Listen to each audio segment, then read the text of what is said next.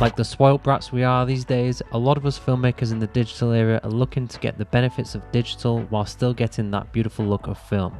So is FilmConvert the best way to do that? Let's take a look. So although FilmConvert is super well known, if you're not familiar with them and what they do, this plugin that's designed for Final Cut and also DaVinci, Premiere, maybe even Avid, is specially designed to help you get the film look, and it's tailored to fit a lot of cameras and their specific picture profiles. I first heard about them because some of the color grades that I was seeing online really jumped out at me, and I dug around a little bit and found that they were using FilmConvert. So that got me interested, and I saw that they had a very slick website and they'd obviously gone to some lengths to recreate those film stocks. But I'm a Yorkshireman and we are notorious penny pinchers, so I talked myself out of buying them and I thought I might be able to get close with LUTs instead. I also really enjoy color grading and I backed myself to do a good job. I offer a grading course for Final Cut Pro on Udemy that I believe shows you everything that's possible on Final Cut for grading, so I do pride myself on not relying on LUTs, but I'm not against using them. But when FilmConvert themselves reached out to me to offer me a copy of the plugin in exchange for a review, I couldn't resist. Now, I'm not here to sell you this plugin. I take my position of very minor power seriously, and I won't recommend it if I don't believe in it. They aren't paying me for this review, and I made sure with them that I was free to give my honest opinion and produce whatever video I wanted without them needing to approve it. So here we are. Jumping back to where I was wrong to just consider FilmConvert a LUT pack. The thing about LUTs is they are dumb and they do the same predetermined changes no matter what they're applied to. This means you can't just buy Peter McKinnon's LUTs and expect the same result that he gets.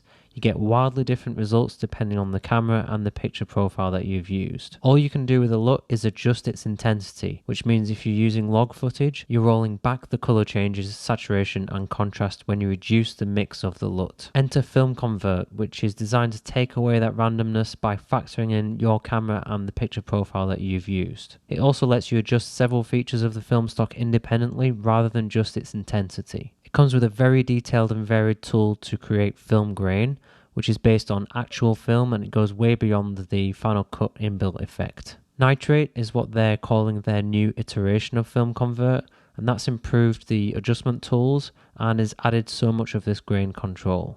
So let's just give a quick demo of how it works on this clip here. I've actually just done a freeze frame, so we've just got one frame to look at.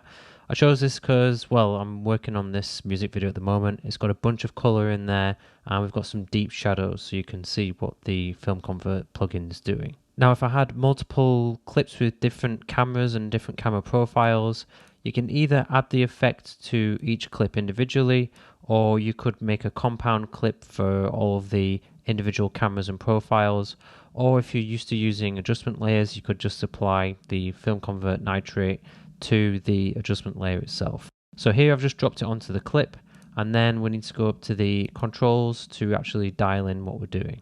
So I need to tell it what camera I've used, and that was the Blackmagic Pocket Cinema Camera 4K and the film profile. And then we've got some basic controls for exposure and playing around with the white balance. I happen to know this was quite well white balance on set, so I'm just going to leave that for now. Obviously by default it's pumped in quite a lot of contrast and the highs are a bit higher than what I'd like, so I could try and dial that down a bit now, and also we'll come to that also later in the process. So next the fun bit begins. So we get to pick a film stock that we like, and we've got a bunch here for different Kodak, different Fuji stocks, some black and white ones, and even a Polaroid one there. You can learn about these particular film stocks on the website where you can see what they look like applied to the same shot. Otherwise, while you're using it, it is just a case of going through and picking which one you think is going to work best for the look that you want and the clip that you've got. Now you'll see as I flip through these that the grain curve changes towards the middle of the screen, and we'll go through what that means. For this one, I'm just going to stick to this Kodak one here. Once you've picked a film stock that you like, you've got two further options to dial that in. You've got film color, which does affect the contrast and also the shift in colors that the plugin is making. So I tend to leave that sort of between the 70 and 80 sort of region, but it does depend on the clip. Sometimes it might even look better fully at 100, but let's park that there for now. Then we've got a Cineon to PFE slider, and that will affect the contrast in the clip.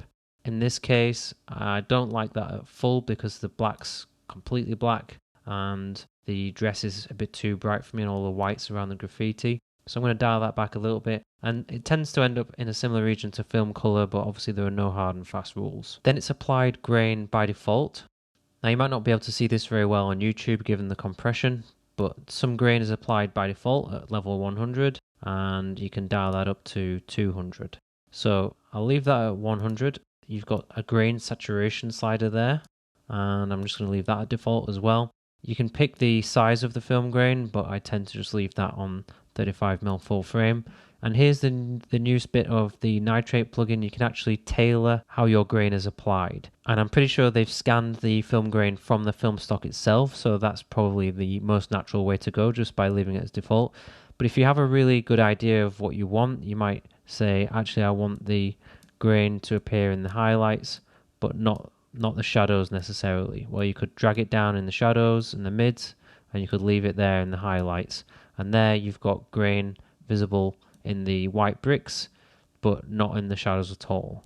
So it's really flexible. If you are interested in really dialing in your grain and how it's applied, then that is a really interesting tool. I'm going to leave that as default. Sometimes that looks a bit heavy-handed at 100, so I might come down to 40 to 50, something like that. And I know that's going to be really tricky to see on YouTube, and YouTube compression can make grain look a little bit mushy. So if you're in any doubt, you can just render out a test clip or two, put them on YouTube and see what your final result looks like. Then with Nitrate, they've also improved the color controls, although Final Cut will do any of these things, but these dial in obviously exposure of the shadows. I might drop them a little bit, and you can play with your highs. I like them about there, and then you can adjust the mids to taste. Might leave that about there. You could introduce some color hues in the highs if you want, but I'm going to stick to the film color. And I am finding that I'm sometimes adding a bit more saturation in this slider here once I've applied the film stock. The skin tones kind of look a bit washed out otherwise, and that depends on the look that you're going for. But let's just say I want to bump that up to 128, 130, just to stick some life back in them. Then they've added curves, but this is something else that's already in Final Cut, to be fair. You've got RGB curves there you can manipulate, or you can just stick with Luma and you can play around with your contrast. You could make it contrastier like that. You could lift the shadows and fade the blacks a little bit more, and you can play with that to your heart's content, just as normal. Now what we haven't done is any kind of secondary grading, so we haven't masked out any skin tones or any particular areas of the scene. We've done no vignette, nothing like that, which is something you might want to explore to refine your color work outside of FilmConvert. So you may or may not consider this job done, but I quite like where we've landed here, and it doesn't really take long at all. And I've got the confidence of knowing that if I had some GH5 shots in there as well, for example, that I could get them to match very closely in a pretty quick fashion as well. So what is it good for? Obviously this is a way for you to get a film look, or the beginnings of a film look when it comes to your color grading. Getting something that people call cinematic obviously involves much more than just the grade. You're talking about the lighting, you're talking about the lenses that you've used. Some people would say the shallow depth of field, your subjects, your storyline, your camera movement, the audio. All these things count for what's cinematic, but this is a plugin that can help push your colors to that film look. Now this is a bigger deal for me for Final Cut users, because compared to Premiere and Resolve, which come with some film-based LUTs pre-installed, there aren't any such LUTs included within Final Cut, so it's more valuable for me as a Final Cut user. The same applies to grain, because the Final Cut grain isn't the best. This does offer a useful tool if grain is going to be part of your look. Speaking of your look, the other benefit I think of FilmConvert is to get some consistency in your brand. And this is something I'm really guilty of. Because I do videos in all sorts of different fields and genres, I don't really have a consistent look across my work, and I am looking to instill some consistency, even if it's just among a certain genre or type of work, so that the look is broadly similar.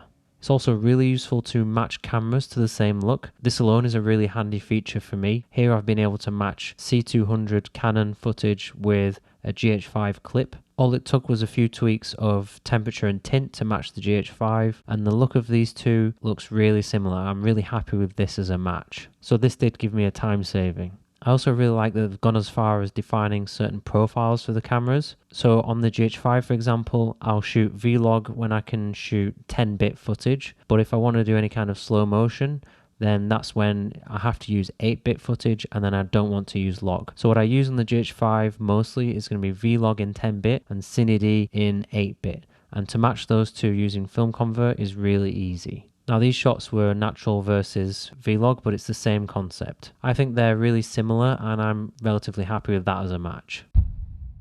I'd first start off with how you actually pick the film stock that you want to use. I think what would be really good is if you could click a button instead and you'd get a little gallery showing some tiles of what these film stocks would look like on the clip that you're actually doing, rather than having to go through the drop down menu. I think what would be really interesting is if FilmConvert got some of their high profile users and set some kind of defaults in terms of how much film color and the Cine onto PFE slider that they've applied. I think that would be cool to sort of give as a preset. I think I'd like to see as well the ability to save these down as presets, so not just as a LUT, but actually with all the film stock and settings dialed in, so that I can just tweak those in future. That'd be cool. So if possible, I'd like to see them being able to use the undo method to get things back to exactly where they were, otherwise it doesn't work.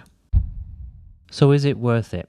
Well, personally, I really like FilmConvert and I do intend to use it. Even for corporate work where you're not really looking to pile on the film grain. I do like the film looks. I think there's always room for more and room for improvements, as I've mentioned. But I have to reiterate, I really believe that an education in grading is still valuable, as you need to be able to color correct, understand color theory, read your scopes and know what you want in terms of your contrast, exposure and color. I think just so that you can get the best out of your project. If you've got that knowledge, you'll get an even better result from FilmConvert, and while you could use regular Filmic LUTs if you already own some and tweak those further knowing the tools that you've got in Final Cut, I'm not sure the result will be guaranteed to be as clean, as there's a risk that you've got changes there that become destructive to what the LUT has done. And then it's also a question of the time it takes to match those cameras and tweak the look to your liking. Now there is a discount link in the description below. That is also an affiliate link if you want to check it out. That'll get you an extra 10% off the prices that you can see on the website. And while I do stand to earn a small commission if you buy using my link, I'm not blindly recommending that to everyone. I'm not saying that everybody needs this. Only you can answer whether the investment is worth the time you'll save and the looks that you'll get.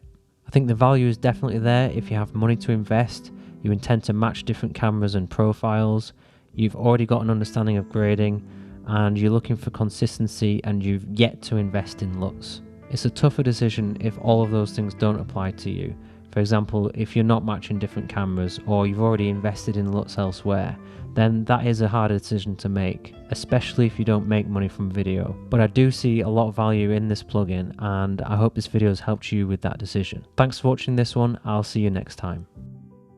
Texture of it, because people see it online and they see it flat, but they see it in person and there's all this texture that comes out and this painterly detail. That's why I consider myself a painter's painter, because you can really look at them and think about the techniques and the mediums that have been mixed and used and try and figure it out.